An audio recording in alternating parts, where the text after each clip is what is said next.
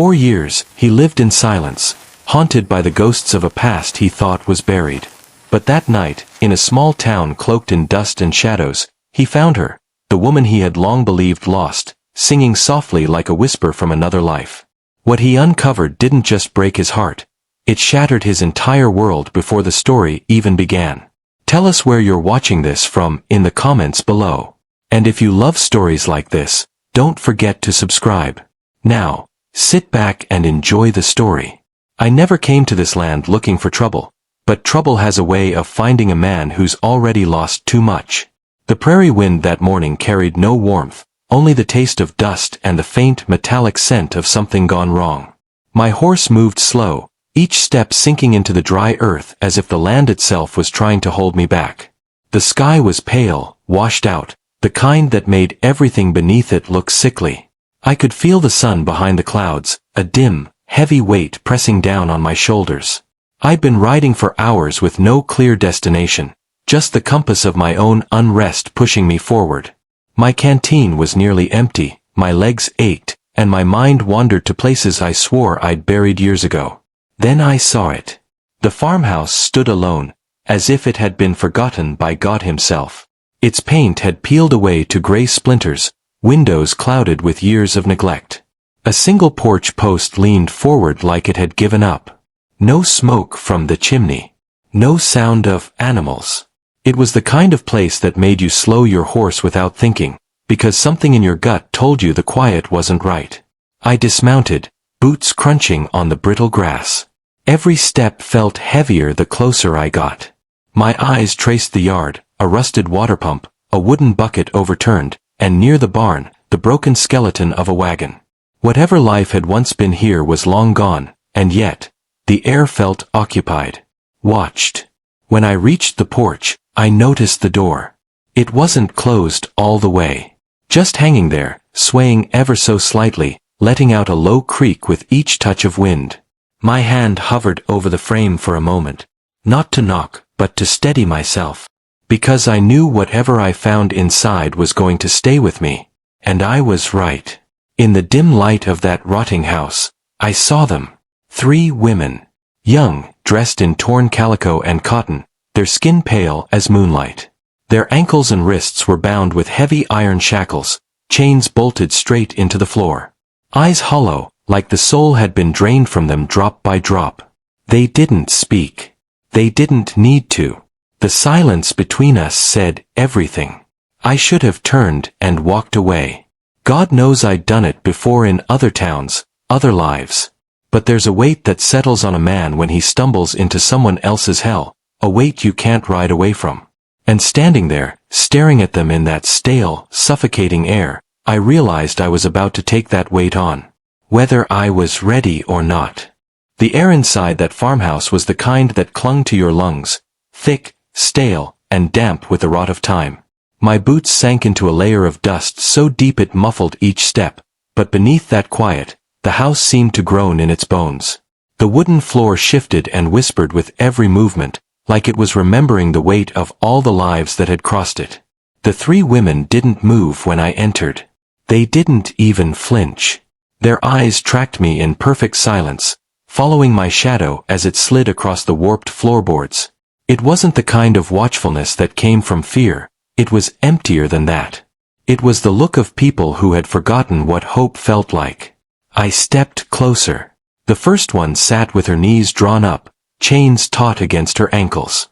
Her hair was matted into dark ropes, a mixture of dirt and old blood woven through. Her wrists were raw where the metal had chewed into her skin. Deep, wet lines that told me she'd tried to fight those shackles once, maybe twice, before learning it wasn't worth the pain. The second stared at the wall instead of me. Her lips were cracked, the skin peeling, but she didn't lick them. She didn't blink much either. She breathed slow, steady, like someone who had trained herself to take up less space in the world. The third was different. She sat closest to the far corner, her posture stiff, almost upright, like she refused to let the place take her completely. But her hands trembled against the chains, a small, involuntary rhythm that betrayed whatever strength she was holding on to. The room was almost bare. A single table stood crooked against one wall, its legs uneven, one of them propped up with a folded scrap of newspaper from God knows how many years ago. A plate with the dried remains of some unidentifiable meal sat abandoned, the edges flaking away in the stale air. In the corner, an iron stove sagged under the weight of rust, its door hanging open like a slack jaw. And then there was the smell. It wasn't just rot. It was older, deeper, the sour tang of sweat soaked into wood, the iron bite of blood long dried, and beneath it all, something almost sweet, like flowers left too long in a vase until they began to decay. It was the smell of a place that had held suffering so long it had soaked into every pore of the walls. My hand brushed the frame of the doorway as I stepped deeper in, fingers trailing over the splintered wood. It felt wrong to be here. Not because I feared whoever had done this, but because it felt like trespassing on the kind of sorrow a man can't fix. I should have left. God knows I had left before. Years back, in a different town, a different house, I'd walked away from a scene not too different from this one. I'd told myself then that a lone man can't change the course of another's fate, and I'd lived with the shame of that decision every day since. The whiskey helped, but it never erased the image of that little girl at the window, her hand pressed against the glass as I rode away. And now here I was again. Different faces, different chains, but the same question pounding at the back of my skull. What kind of man walks away twice? I crouched near the first woman, the one with the matted hair. She didn't recoil, but her gaze shifted to my hands, searching, measuring. I could see the faint flicker of thought behind her eyes, a calculation of whether I was here to hurt or to help. She found no answer in my face. Hell, I wasn't even sure myself. The chains were thick. Not the kind you could break without tools. They were bolted straight into the wooden floor, the metal heads flattened so no wrench could get a grip. Whoever put them there didn't just want these women restrained, they wanted them to stay. The silence pressed heavier, the kind that makes a man too aware of his own heartbeat. Somewhere in the house, a board creaked. Not under my weight. Not under theirs. Somewhere else. I stood slow, letting my eyes drift toward the hallway that bled into the rest of the house. The women's gazes followed me again, all three this time, and I noticed something in their eyes now. Not hope, not even fear, but warning. The hallway was narrow, lined with faded wallpaper patterned with pale blue flowers that had long since lost their color. Half the paper peeled away, revealing the raw wood beneath. A few steps in, I could see the first door, slightly ajar. I hesitated at the threshold. My mind was screaming with every instinct I'd earned over years of drifting from one forsaken town to another. You don't walk into a shadow unless you're ready to meet what's inside it. Still, my boots carried me forward. Each step sounded louder in the close space, the floorboards giving under my weight. The door swung wider with a brush of my shoulder, revealing a room that had been stripped bare. Except for a single chair in the center, its seat stained dark. The air in here was colder, and the light from the window didn't quite reach the corners. I couldn't see the whole picture yet, but I knew one thing. This house wasn't abandoned. Not in the way most folks think of it. Someone had been here. Recently. And whoever it was, they weren't done with this place. The sound came again, that soft, deliberate creak, and this time it was closer. Too close. The house hadn't been built for silence, yet silence had claimed it like a slow disease. Every board beneath my boots groaned under my weight, each creak darting through the dim halls like a warning.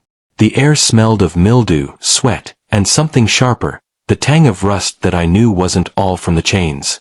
I didn't rush. Men who rush in strange places tend to end up dead, and I wasn't ready to be a ghost just yet. My eyes adjusted slowly, finding the shapes in the shadows, a shelf missing most of its jars, a table with one leg propped up by a stack of old newspapers, a cracked oil lamp still holding the scent of its last flame.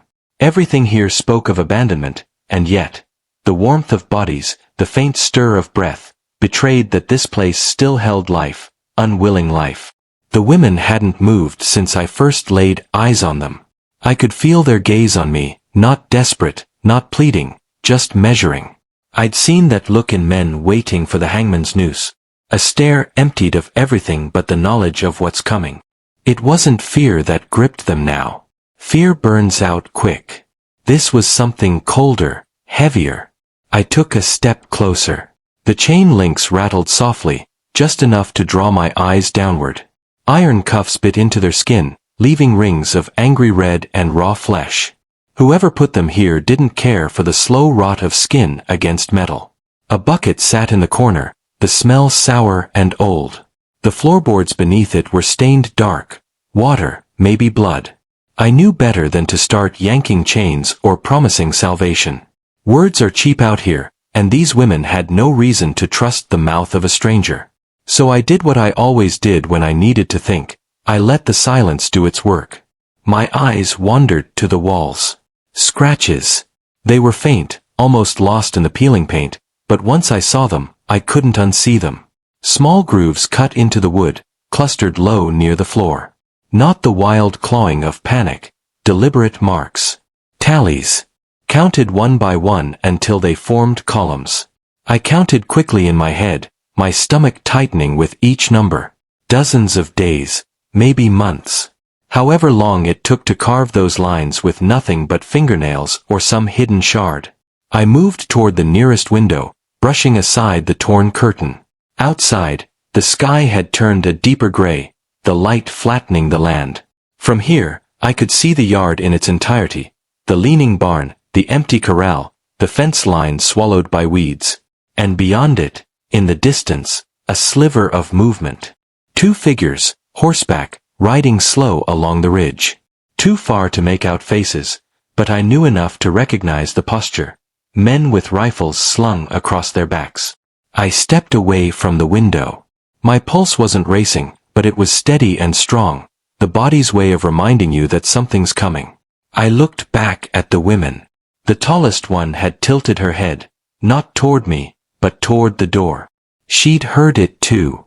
The sound was faint at first, leather creaking, spurs kissing wood. Then came the steady rhythm of boots on the porch. No hurry, no hesitation. Whoever it was knew they had no reason to rush. The hinges whined as the door opened wider. I stayed where I was, my hand resting against the wall, fingers brushing the cold iron of a nail half driven into the wood. A shadow filled the doorway, tall and solid. The smell hit first, tobacco smoke and horse sweat. Then the figure stepped into the dim light. He was broad through the shoulders, his coat dark and heavy despite the season. His beard was wild, streaked with gray, and his eyes carried the kind of calm that came from a life spent holding the upper hand. In his right hand, a length of chain dangled loosely, swinging with the weight of a lock at its end. His boots left wet marks on the warped floor as he stepped inside, eyes flicking from me to the women and back again. No words passed between us. None were needed. Men like him spoke in the language of possession, and the women behind him, the chains at their wrists, the marks on the wall, all said the same thing. This was his territory. I didn't move. My muscles stayed loose, but my mind was sharpening, taking in every detail. The knife at his belt, the mud caked on his boots, the faint tear in his coat sleeve near the elbow. Behind him, the door remained open, letting in the whisper of wind. Somewhere outside, a crow called, its cry short and harsh. He took another step toward me, the chain in his hand swaying, the lock clicking against the links like a clock counting down. It struck me then that whatever happened next would define the rest of my days, however many or few I had left. The man didn't speak right away. He just stood there, breathing slow, letting the room bend itself around him. Men like that don't need to raise their voices, the air does it for them. I didn't blink. The trick with predators is to look neither like prey nor like a challenge. I stayed somewhere in the middle, still enough to be ignored, alert enough to be remembered. "You're a long way from town," he finally said. His voice was low, rough, the kind that felt like it had been dragged through a gravel road. I kept my own tone even. "Passing through." He smiled, though there was no warmth in it. "Nobody passes through here." The chain in his hand shifted as he took another step forward. It wasn't just a weapon, it was a statement. The women behind me didn't move, but I caught the quick flick of their eyes, a silent exchange between them, too fast to read. I glanced toward the open door. Beyond it, the light was fading. Those two riders I'd spotted earlier would be getting closer now, maybe within earshot. The thought pressed at the back of my mind, but I kept my focus on the man in front of me. "You keep them here?" I asked, tilting my head toward the chained women. My words weren't an accusation, not yet. More like I was asking about the weather. His eyes narrowed, but the smile stayed. "I keep what's mine." There it was. Simple, unapologetic. In his mind, the matter was settled. I let my gaze drop to the chains at the women's wrists. The iron was old, pitted with rust, but the locks looked newer. Recent work. That told me something important. These weren't remnants of some long-abandoned cruelty. This was ongoing. I took a slow step to the side, not toward him, but toward the table. My fingers brushed across its surface, finding dust, splinters, and something else. A nail. Bent, sharp at one end. Small enough to hide in a palm. I curled my fingers around it without looking. "You alone here?"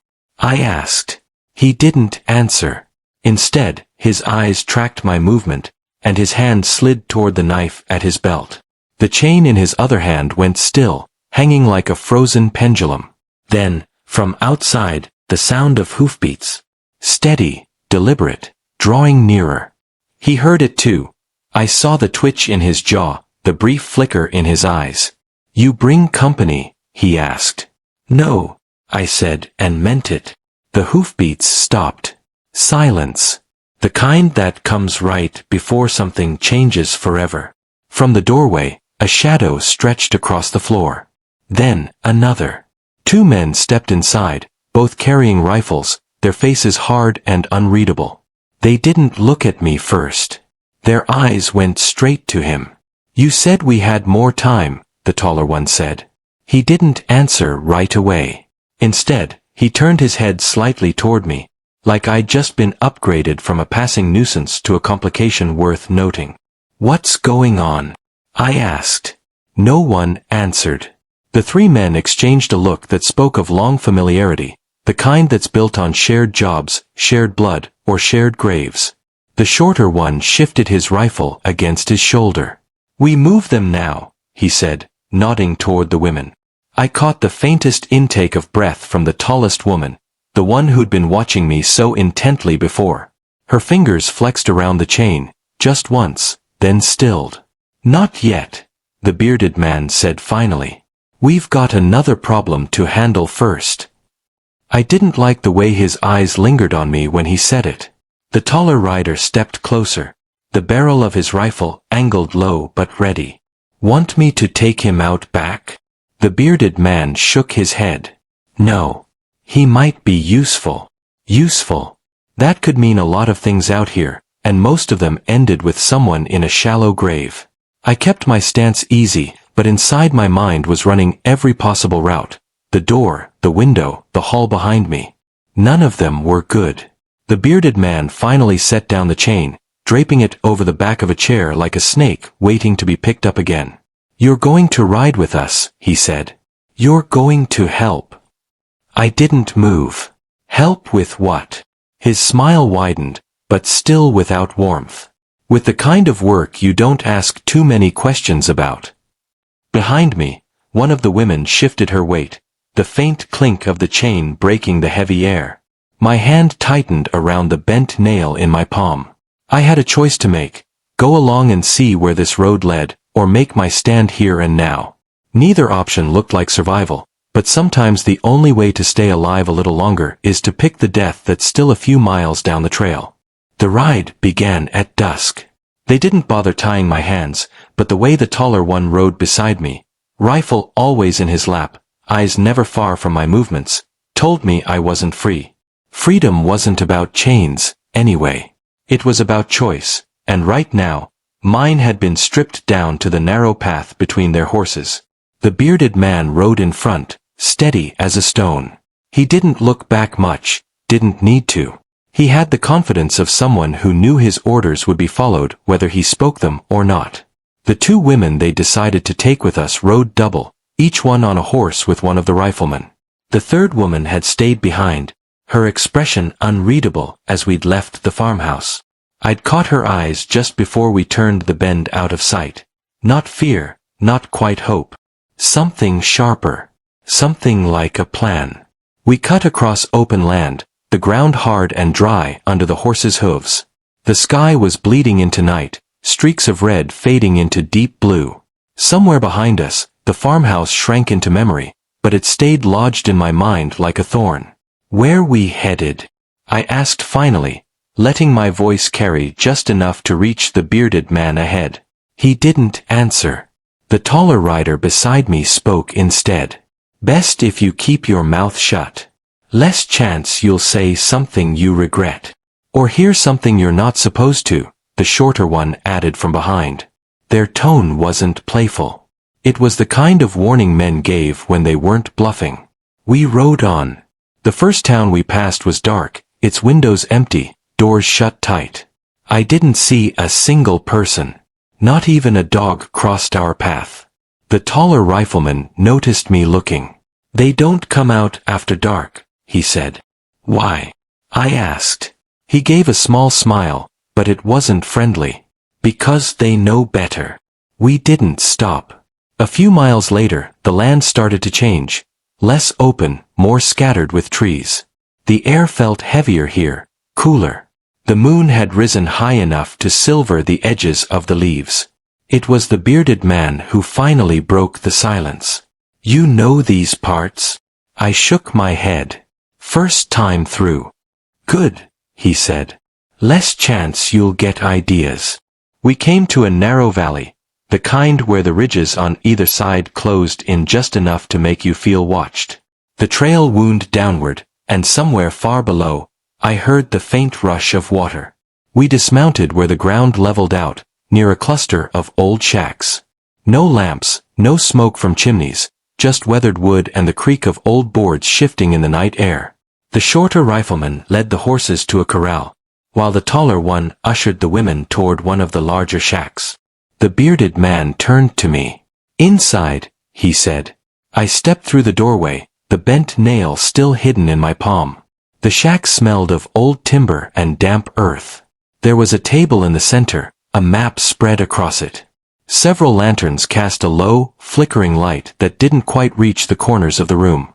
On the map, I saw the river winding through the valley, small marks and circles drawn in charcoal along its edges.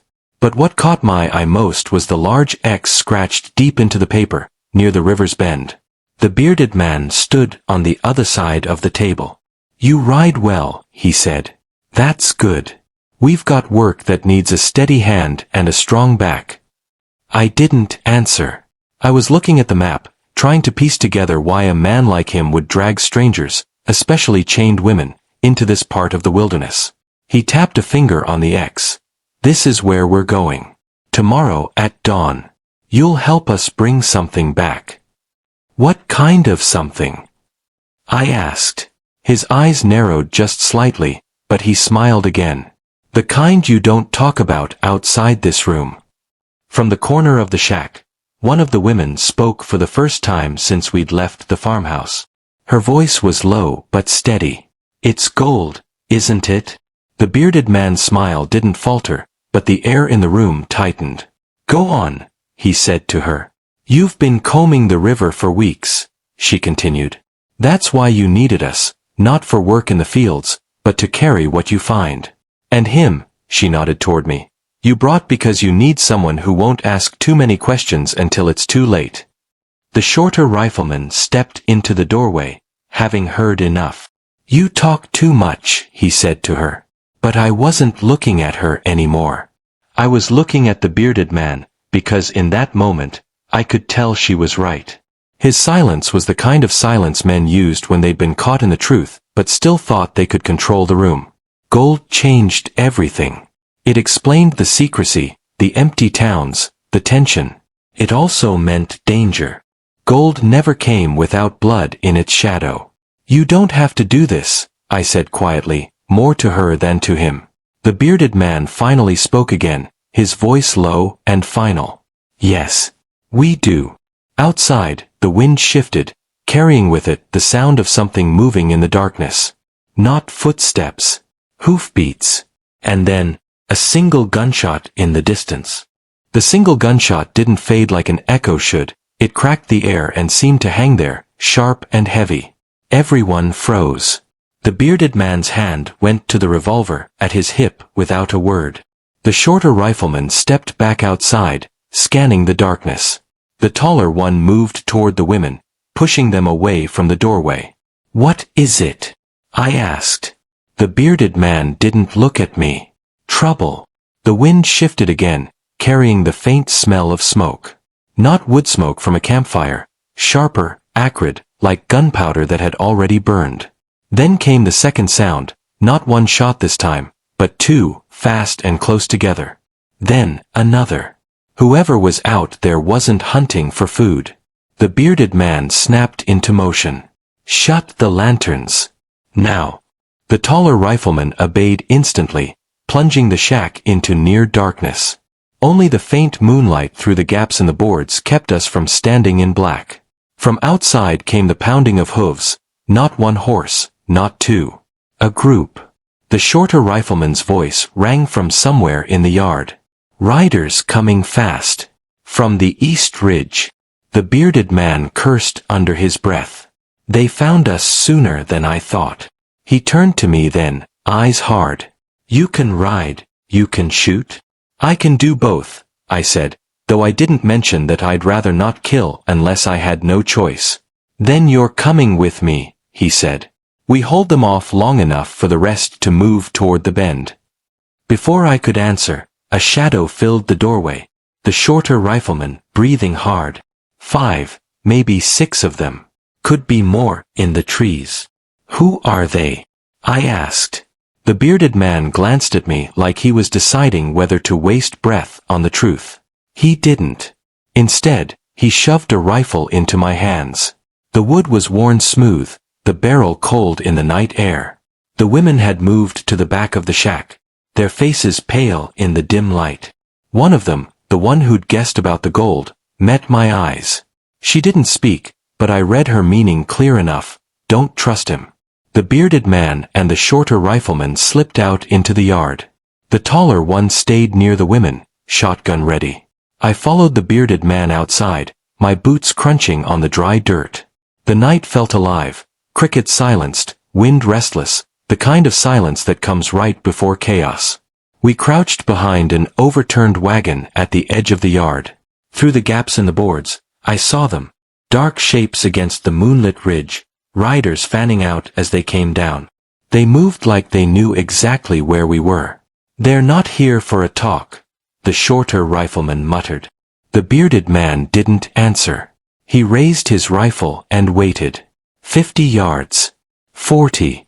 The riders' silhouettes grew sharper, wide-brimmed hats, long coats that shifted with the gallop. 30 yards. The bearded man gave the quietest nod. The first shot rang out. His. It hit one of the lead riders clean, sending the horse skidding sideways in a spray of dust. Then the night erupted in gunfire. I fired once, twice, aiming low to take horses out rather than men, but the chaos made it hard to choose. Bullets tore through the wagon boards, splinters catching in my sleeve.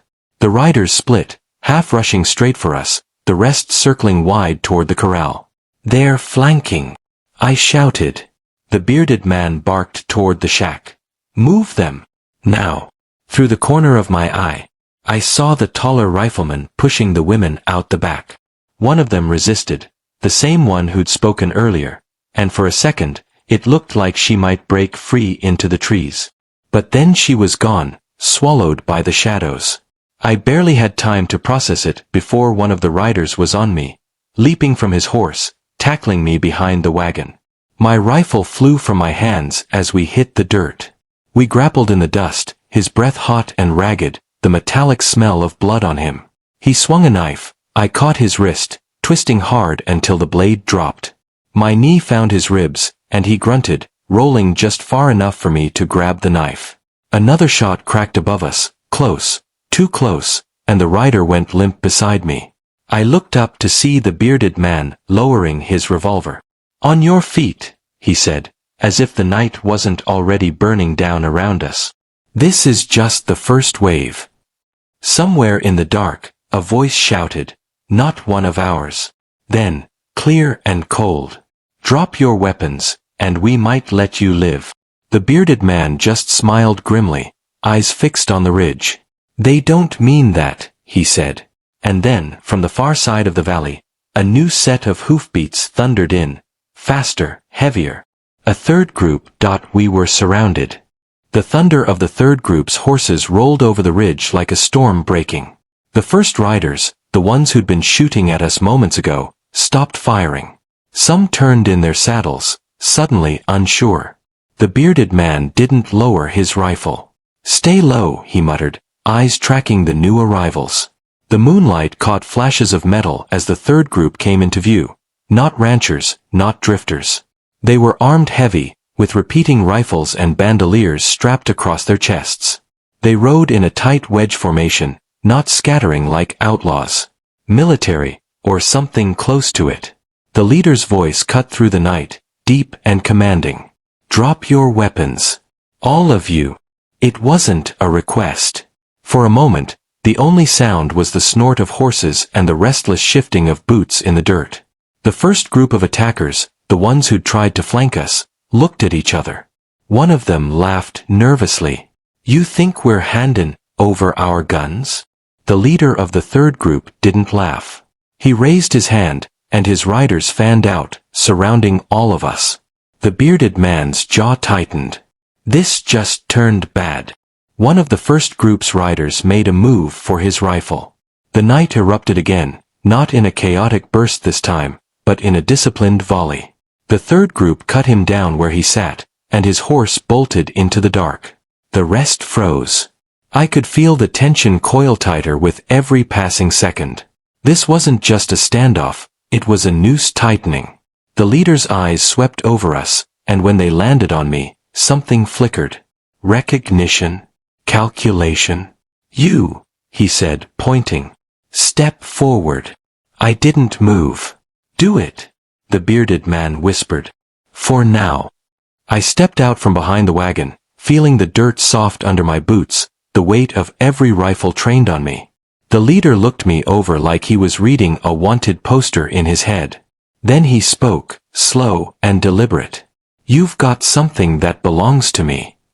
I opened my mouth to deny it, but then he added, the map. Behind me, I heard the bearded man shift his grip on his rifle. Too late, the leader's eyes had already caught the movement. Shoot him, he said. Everything happened at once. The bearded man spun and fired, not at the leader, but at one of the first group's riders. That shot broke the fragile balance, and in the next heartbeat, all three sides opened fire. Horses screamed, men shouted, the air thickened with gunpowder and dust. I hit the ground, crawling toward my dropped rifle, but a boot caught my shoulder, shoving me face first into the dirt. I rolled and found myself staring up at one of the leader's men, a revolver aimed at my head. Before he could pull the trigger, a shot rang from somewhere behind the shack, and he fell sideways, dead. Through the haze, I saw her, the same woman who'd warned me with her eyes earlier, standing at the shack's corner, a smoking rifle in her hands. Move, she shouted. I didn't need telling twice. We ran for the back, ducking between gunfire and bodies. The bearded man was nowhere in sight, and the screams and shots behind us told me this fight was far from decided. When we reached the tree line, she didn't slow down. They'll tear each other apart, she said between breaths. But when they're done, they'll both be coming for us. I kept running, the weight of her words heavy as the sound of battle faded behind us. We'd escaped the crossfire, for now. But out here, survival was just another kind of standoff. We didn't stop running until the trees swallowed the last of the gunfire. The moonlight barely pierced the dense canopy, painting the forest floor in fractured silver. My lungs burned, every breath dragging in the damp, pine-scented air. She moved ahead of me with an ease that didn't fit the chaos we'd just left behind, her boots finding silent paths through the undergrowth. When we finally paused, I leaned against a mossy trunk, hands on my knees. You gonna tell me, I said between breaths, who the hell you are? She didn't look at me. Doesn't matter who I am. What matters is you have the map. That word again. The map. You mean the one I don't actually have? She turned then, eyes sharp in the dim light. Don't lie. You wouldn't be breathing right now if you didn't. I opened my mouth to argue, but she cut me off. They're not after you because of who you are. They're after you because of what you carry. And whether you know it or not, that paper will get a lot more people killed. A cold wind whispered through the trees, carrying the faint echo of distant shouts. The gunfight had ended, which meant someone had won. And someone was hunting again. I shifted my weight, trying to ignore the ache in my legs. Fine. Let's say I do have it. What's on it that's worth dying for? She hesitated, as if deciding how much truth I deserved. It's not about what's on it. It's about where it leads. And where's that? Her gaze flicked deeper into the forest, toward a darkness even the moon couldn't touch. To something buried. Something no one's supposed to find. I didn't like the way she said it, like the place itself was dangerous, not just the people chasing us. Before I could press her, she stiffened. Her head tilted, listening. I heard it too, the muffled snap of a branch, deliberate, careful. We dropped low, sinking into the ferns. Through the trees, a shadow moved, not on horseback, but on foot. The figure wore dark, close-fitting clothes and carried no lantern, moving like he'd walked this path 100 times. The woman leaned close, her breath brushing my ear. He's not one of theirs. Then whose? I whispered. She didn't answer. The figure knelt beside a fallen log and began working at something buried beneath it. A small metal box, its surface catching the faintest glint of moonlight. My pulse quickened. She pulled me back by the arm. We're leaving. Wait. Don't you want to know what's in? Leaving. Now. We moved away in silence, but I couldn't shake the image of that box, or the thought that whatever was in it might be connected to the map she claimed I carried. By the time we reached a shallow creek, she finally spoke again. From here on, we travel off the paths. No fires. No noise. And if we see anyone, we disappear. Even the bearded man? Her eyes met mine, unreadable. Especially him. The water rushed softly around our boots as we crossed, and in that moment I realized something unsettling. I didn't know if she was leading me toward safety, or straight into the thing everyone else was trying to reach first. Sleep didn't come easy that night. Not with the sound of the creek whispering like it knew secrets I didn't. She kept her back to me, arms crossed, eyes fixed on the darkness beyond our camp. No fire, just the cold light of the moon tracing her profile. I told myself I'd wait until she drifted off. That I'd respect her rules until she was unconscious enough not to notice me leaving. But the truth was, I couldn't stop thinking about that box in the forest. When her breathing slowed, I moved. Quiet steps, slow and careful, each one a gamble against the brittle twigs littering the ground. The forest felt thicker this time, the shadows heavier. It didn't take long to find him. The man in black moved through the night like it belonged to him, each step purposeful. I followed from a distance, my heartbeat syncing with the rhythm of his boots on the damp soil. He stopped at a clearing I hadn't seen before, an old stone foundation, the skeletal remains of some long-forgotten cabin. In the center he knelt, setting the box down beside a rusted lantern. I edged closer, crouching low behind a half-collapsed wall. When he opened the box, I saw something I hadn't expected. Not gold, not jewels, but pages. Old, brittle pages bound in cracked leather. He flipped one open, and even from here I could make out rough sketches of terrain, handwritten notes in a language I didn't recognize. The man wasn't alone for long. Two figures emerged from the trees, rifles slung across their backs. They moved with military precision, their eyes scanning the perimeter. One of them, a tall man with a scar like a lightning bolt down his cheek, stepped forward and spoke in a low voice. "You've had it long enough. Hand it over." The man in black didn't flinch. "This was never yours to begin with." The tall man's hand twitched toward his rifle. You think you can play the middle in this war? Sooner or later, you're gonna have to pick a side. Maybe, the man in black said. But not tonight. He moved fast, faster than I thought possible. 1 second he was kneeling, the next he'd slammed the box shut, swung it like a weapon, and cracked it against the scarred man's temple. Gunfire erupted. I dropped flat as bullets chewed through the stone around me. Muzzle flashes lit the clearing in brief, violent bursts, and in those moments I saw the man in black moving like smoke, weaving between the attackers, his own revolver spitting fire. Then I saw her. She was standing on the far side of the clearing, rifle in hand, the woman I'd left behind.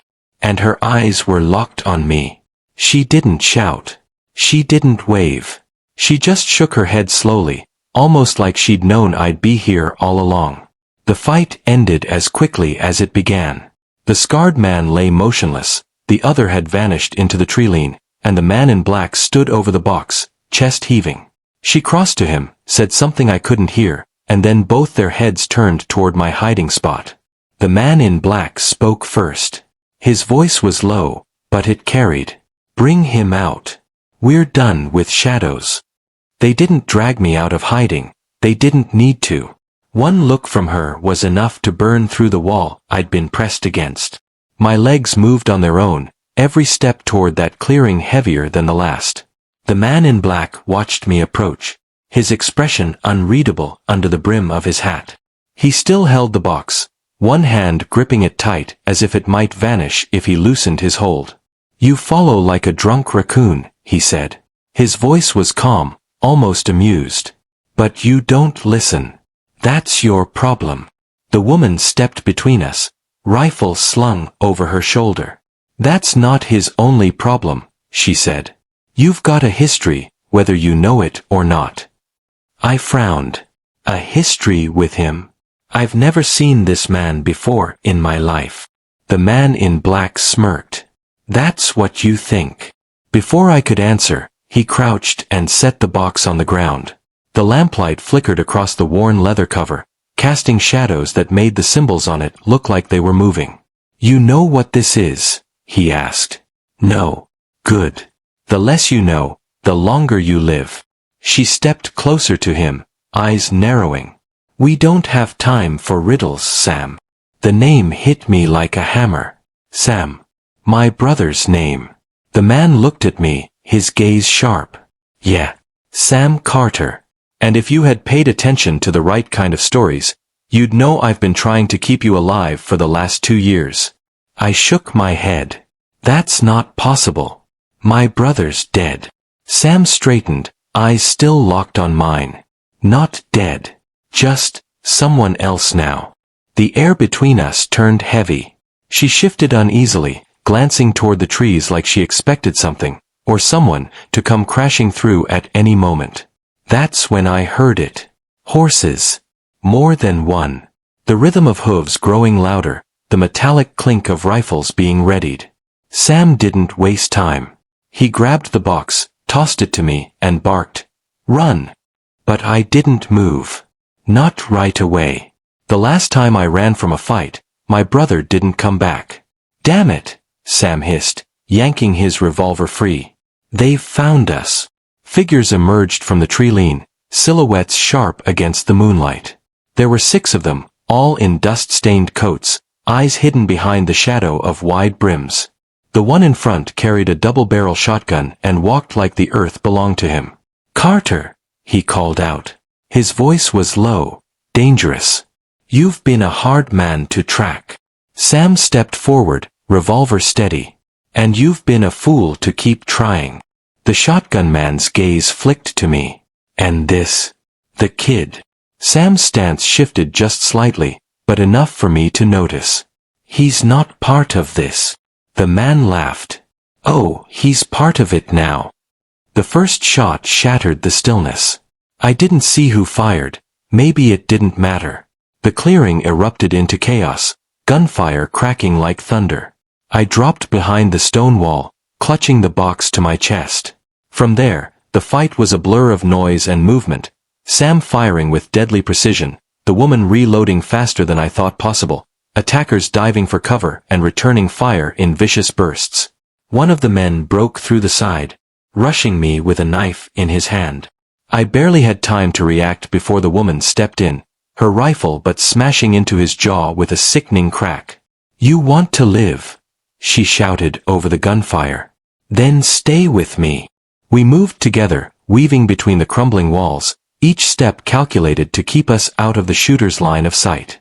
Sam held the front, pushing them back inch by inch, his revolver never missing its mark. Then, silence. Not the kind that comes when danger is gone, but the kind that comes before something worse. The shotgun man stepped into view again, this time holding a stick of dynamite with the fuse already lit. Sam swore under his breath. "Move." We bolted for the tree-line, branches whipping against my face, the box digging into my ribs with every stride. Behind us, the explosion tore through the night, the shockwave throwing dirt and splinters into the air. When we finally stopped, lungs burning, the three of us were alone in the darkness. Sam leaned against a tree, breathing hard. "This changes things," he said. "They know you have it now." I looked down at the box in my arms. My fingers tightened around it. "Then tell me what's inside." Sam's eyes met mine, and for the first time, I saw something there that scared me more than the men with guns. "Your father's last map," he said. "And the reason he was killed." The forest swallowed the sound of the explosion behind us, but my ears still rang. The air was thick with the smell of burnt powder and splintered pine, the kind that clung to your skin and followed you for days. I stared at Sam, trying to connect the dots between the man in front of me and the brother I'd buried in my head years ago. He looked the same in the sharp lines of his jaw, the way his eyes scanned the shadows, but there was something harder there now, something I didn't recognize. "You're going to start explaining," I said. "Now." He didn't answer right away. Instead, he took the box from me like it was made of glass and crouched in the dim light filtering through the canopy. The leather creaked as he unbuckled the straps, and inside was exactly what he'd said, a folded map, edges frayed, paper yellowed with age. But it wasn't just any map. I could see faint symbols drawn in places where normal maps would just show blank land. Some of them I recognized from old books my father used to keep locked away. Sam traced a finger over one of the markings, a jagged star etched deep into the parchment. "This is the last place our father went," he said quietly. "And the place where he disappeared." The woman, still standing watch with her rifle, tilted her head toward him. "You told me he died." Sam shook his head. "I told you what people needed to believe. There's a difference." I stepped closer. "And what's really there?" "Gold. Treasure." Sam's eyes lifted to mine, and I could tell by the way his jaw tightened that it wasn't that simple. "It's older than gold. Older than the towns. Older than the people who built them. Whatever's there was hidden for a reason. And if those men back there get their hands on it, they'll use it to burn every inch of this land down to ash." The woman shifted her stance. "Then we better move fast." We didn't sleep that night. We moved east through the trees, sticking to the ridges where the moonlight couldn't touch us. Every now and then I thought I heard movement behind us, a snap of a branch, the distant whinny of a horse, but whenever I looked, there was nothing. By sunrise, the land had begun to change. The dense pines thinned into rolling hills, dotted with jagged rocks like the spines of some buried beast. It was there Sam finally stopped, pulling a battered canteen from his pack. "We've got 2 days," he said, passing it to me. "If we push hard, we can reach the foothills by nightfall tomorrow." "And then?" I asked. "Then we find out if the stories are true." The woman, her name, I'd learned, was Claire, was studying the horizon. "They'll know where we're going."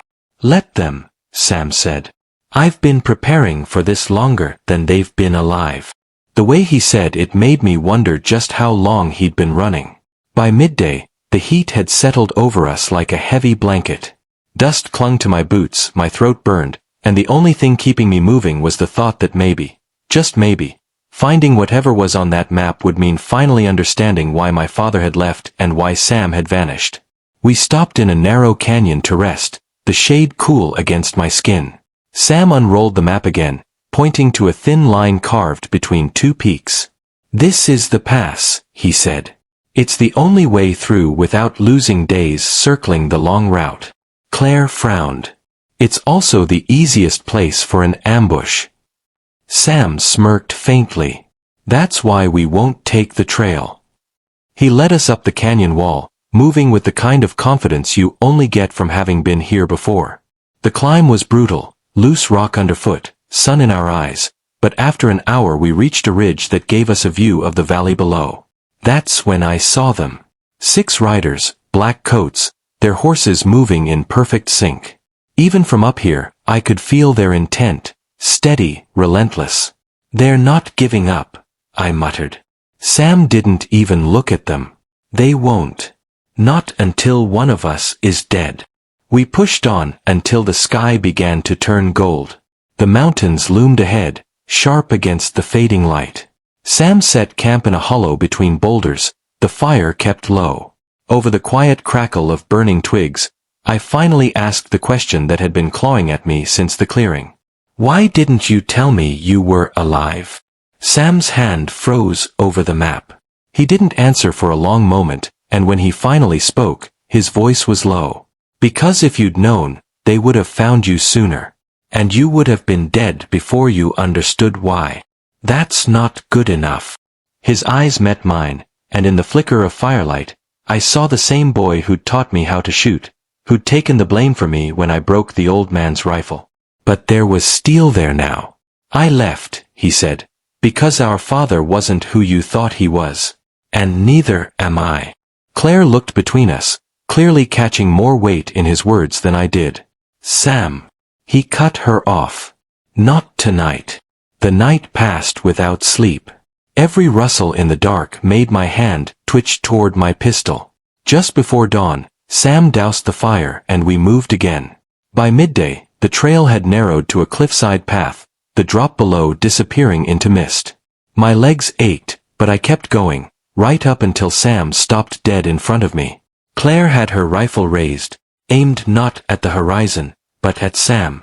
My stomach dropped. "What are you doing?" She didn't look at me. "I'm sorry, kid. But I didn't come here for you." Sam's jaw clenched. "Claire, you should have told me you were bringing him," she said. "Now I've got no choice." 2 figures emerged from the rocks behind her, men in black coats, rifles ready. The same ones who'd hunted us since the clearing. The leader stepped forward, smiling like he'd already won. "We'll take the map now." Claire's voice was steady. "And my payment?" He nodded.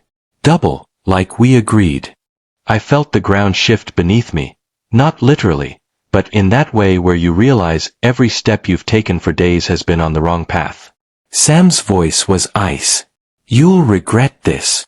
Claire's eyes softened, just for a moment, when they met mine. "Survival's not about right or wrong, kid. It's about who's still breathing at the end." The wind howled through the canyon like it was warning us to turn back.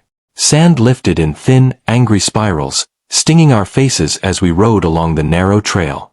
Every mile we put between ourselves and the last settlement seemed to pull us deeper into something none of us could name, but all of us could feel. I kept my eyes on the man in black, now riding just ahead of me, but my thoughts were fixed on the weight of the satchel strapped to my own saddle. Inside it, wrapped in oilcloth, was the book. The same book that had gotten people killed. The same book he'd sworn could change the course of the conflict brewing in the territories. "What's in it?" I asked for the 3rd time since we'd left camp. He didn't turn around. "History. The kind that was buried for a reason." The woman, her name was finally out in the open now, Elara, rode on my other side, rifle across her lap. "You should stop asking questions you're not ready to hear the answers to," she said, her tone even but sharp. "Too late for that," I muttered. She glanced at me, and in her eyes was something I couldn't quite read. Pity. Resentment. Maybe both. By dusk, we'd reached the edge of a ruined mining town. Roofs had caved in, signs swung loose from their hinges, and the air smelled faintly of gunpowder, like violence had left its mark here long ago and never fully washed away. "This is it?" I asked. "No," the man in black said, dismounting. "This is just where we stop pretending." Before I could ask what he meant, Ilara's rifle came up. She wasn't aiming at him. She was aiming at me. My hand froze halfway to my holster. "What the hell are you doing?" "You were followed," she said flatly. "They've been on us since the ridge." And then I heard it, the sound of boots in the dirt, too many to count, coming from all directions. Figures emerged from between the buildings. Armed men, wearing the same insignia I'd seen on the ones who'd attacked him in the clearing. The leader stepped forward, and my stomach dropped. It was the tall man with the scar. But I'd seen him die. I'd seen him hit the ground and not move. "You look like you've seen a ghost," he said, grinning. "I told you before, you can't play the middle in this war. And yet, here you are." The man in black stepped in front of me, his hand resting casually on his revolver. "We don't have your piece of the map," he said. "Not yet," the scarred man replied. "But you've got the book. And she's going to give it to me." I turned to Ilara, betrayal burning in my chest. "You're working with him?" Her jaw tightened. "I'm working for the people who can actually win." The scarred man's grin widened. "See, that's the problem with men like you. Always thinking you're the center of the story. You're not.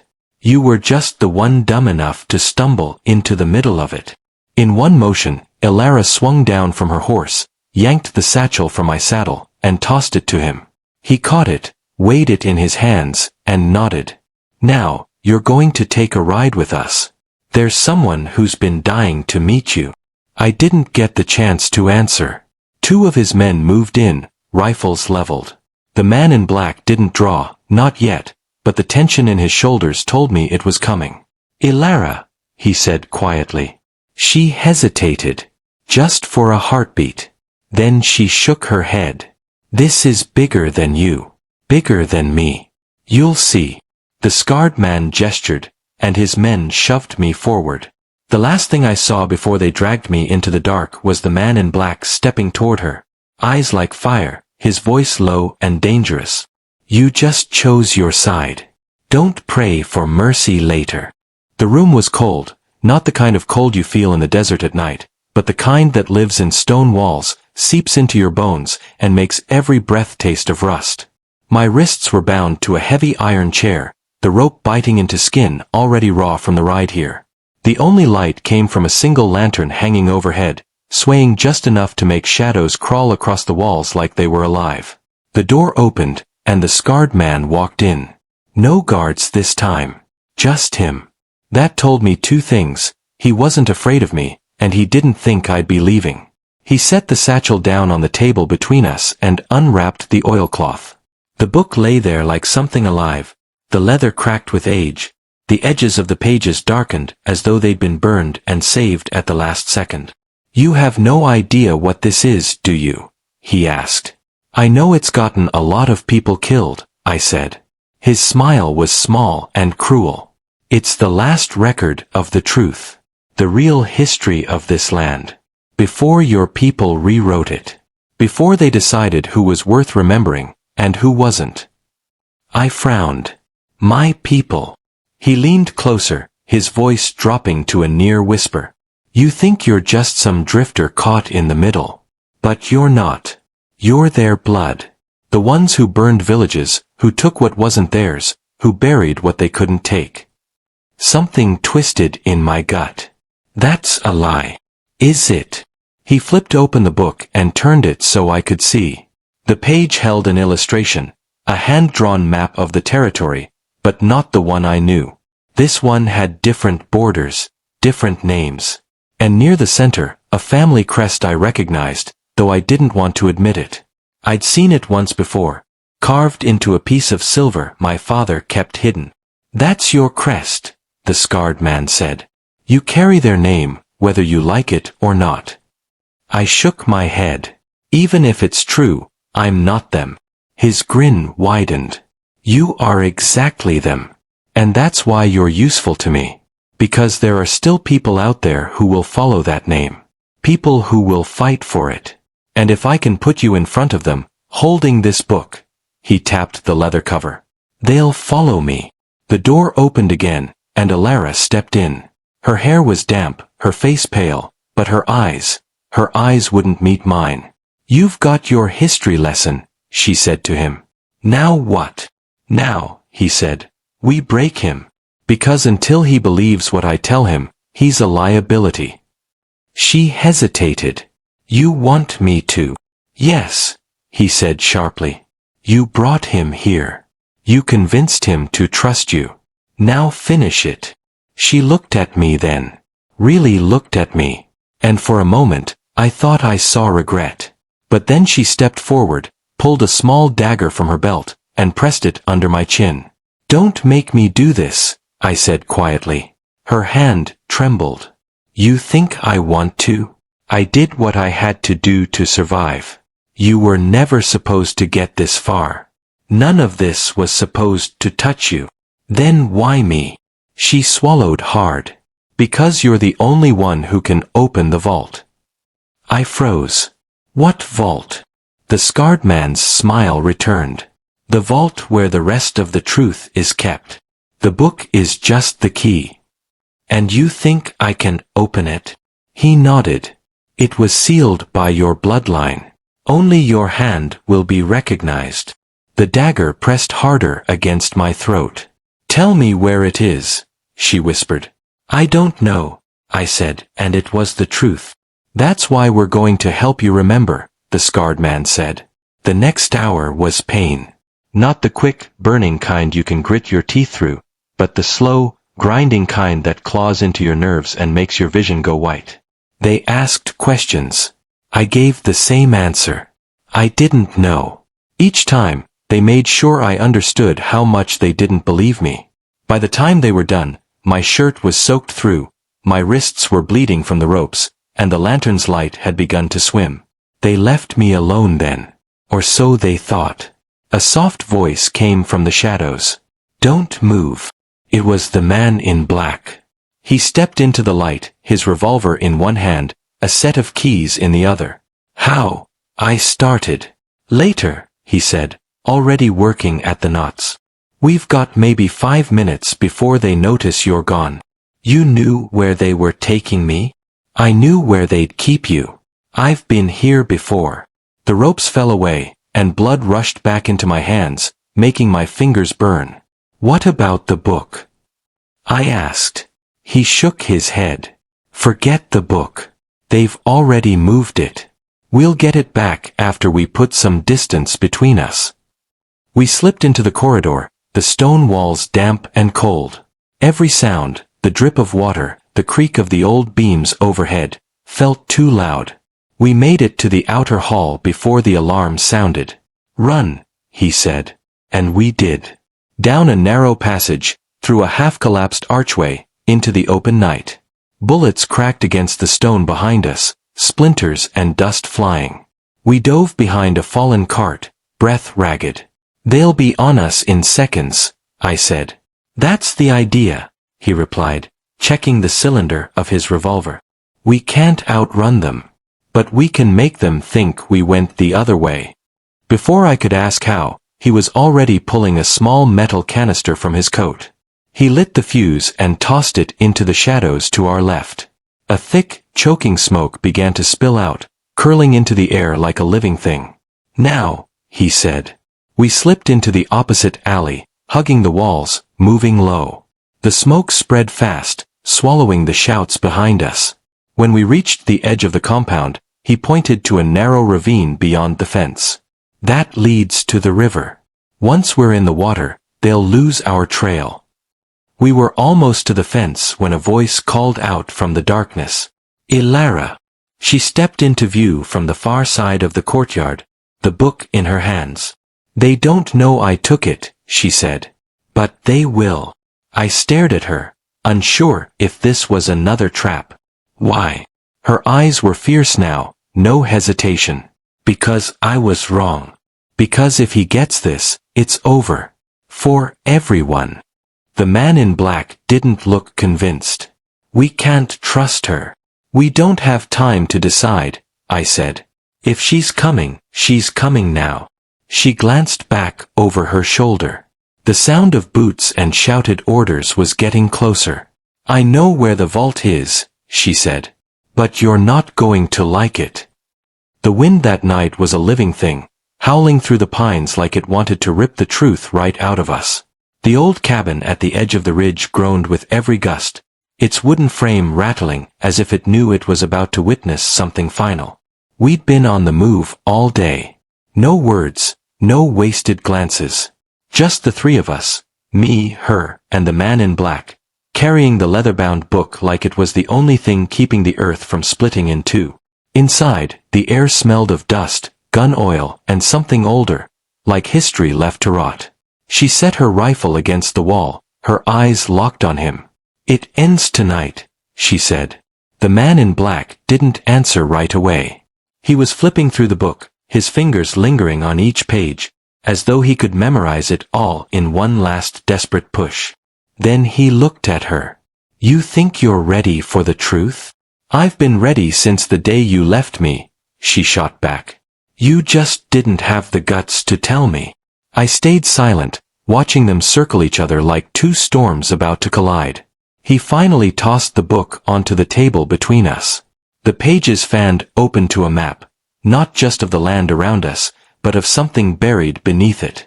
A network of tunnels, caches, and markers only someone with his past could have known about. "It's not treasure," he said. "It's leverage. Every name in here, every route, every shipment. The people who run this territory would kill 100 men to keep it hidden." "And you?" I asked quietly. "What would you do with it?" He smiled, not kindly, not cruelly, just tired. "Survive." Before I could respond, a sharp whistle cut through the night. The sound of boots followed, dozens of them, crunching over snow and gravel outside. Shadows passed the window, rifles glinting in the moonlight. "They found us," she said, reaching for her gun. "They never lost us," he replied, loading his revolver with calm, practiced movements. The first shot shattered the window, glass exploding inward. Then the walls lit up with muzzle flashes, the thunder of gunfire drowning out the wind. I dropped low, yanking the table onto its side for cover. He fired back in tight, measured bursts. She moved like water, flowing from one position to the next, never staying still long enough for them to pin her down.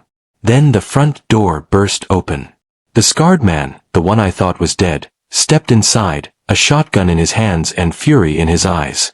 "You should have burned the book when you had the chance," he growled. The man in black didn't hesitate. He launched himself forward, the two of them crashing into the wall in a tangle of fists and steel. The shotgun went off, tearing a hole through the ceiling. I saw the book lying on the floor, its pages open to a section marked with a smear of blood. I didn't think. I grabbed it and bolted for the back door. "Stop him!" the scarred man roared. She covered me, her shots precise and relentless, forcing the attackers to scatter. But as I reached the threshold, a hand caught my shoulder, ice-cold and unyielding. It was him. The man in black stood there, blood on his face, eyes burning. "Go," he said. "Take it where they can't reach it." "What about you?" I asked.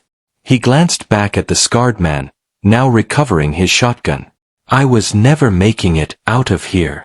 There was no time for goodbyes. I ran." The night swallowed me whole, the gunfire fading into the distance until there was only the sound of my own heartbeat. I didn't stop until I reached the ridge, the valley spread out below me like an ocean of shadows. When I looked back, the cabin was on fire.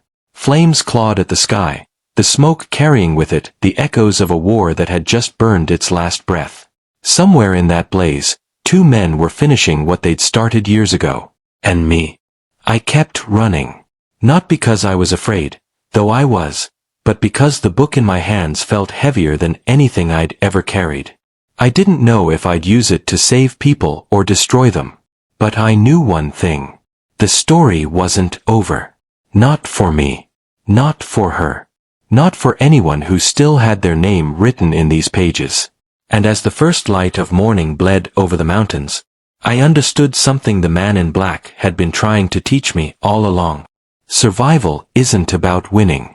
It's about living long enough to choose which battles are worth fighting. If you were in his place, would you fight the same battle?